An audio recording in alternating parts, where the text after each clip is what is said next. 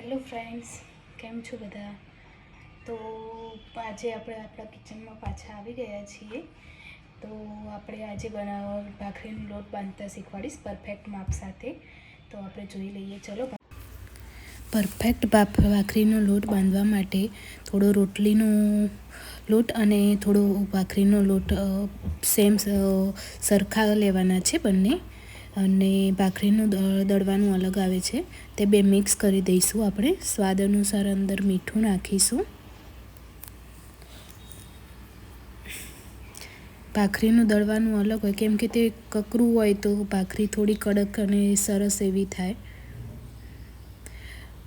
આમાં તેલ થોડું વધારે નાખવાનું મોણ માટે, તો ભાખરી 2 દિવસ સુધી એને કશું થતું નથી.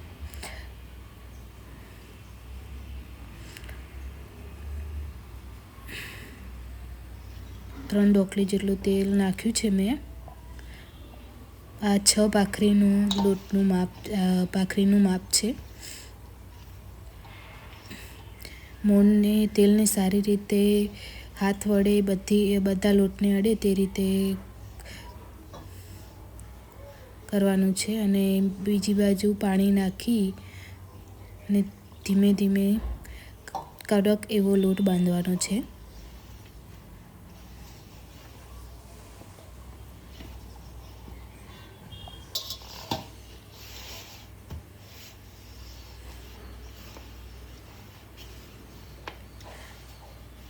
ભાખરીનો લોટ ઢીલો થાય તો તે આપણને ગમે નહીં પછી ભાખરી કરવી. ભાખરીનો લોટ હંમેશા થોડો કડક હોવો જોઈએ,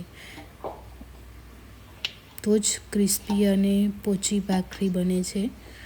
તમે જોઈ રહ્યા છો મારો ભાખરીનો લોટ તૈયાર છે. તો આ રીતે તમે પરફેક્ટ માપ સાથે જો બાંધો ભાખરીનો લોટ તો સરસ એવી ક્રિસ્પી ભાખરી થાય છે.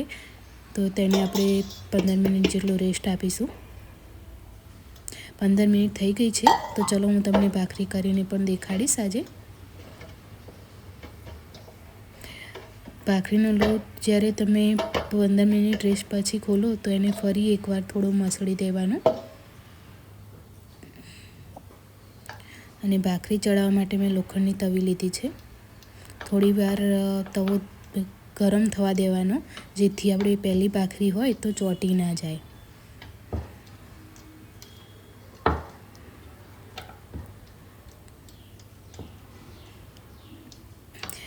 કોને ભાખરી બહુ ભાવે છે, ક્રિસ્પી ભાખરી, તે કોમેન્ટમાં જરૂરથી જણાવજો. અને પછી ધીમો કરીને ભાખરી નાખવાની, જેથી ભાખરી નીચે ચોંટી ના જાય. તમે જોઈ રહ્યા છો એક સાઈડ શેકાઈ ગયું છે, મેં બીજી બાજુ પલટી નાખ્યું છે.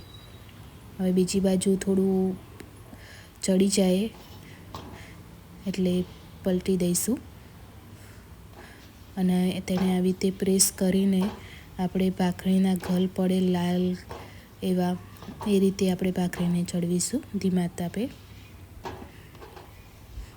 તમે જોઈ રહ્યા છો ઓરેન્જ કલરના થયા છે. હજી થોડા મસ્ત ભાખરી થઈ ગઈ. જુઓ આપણી તૈયાર.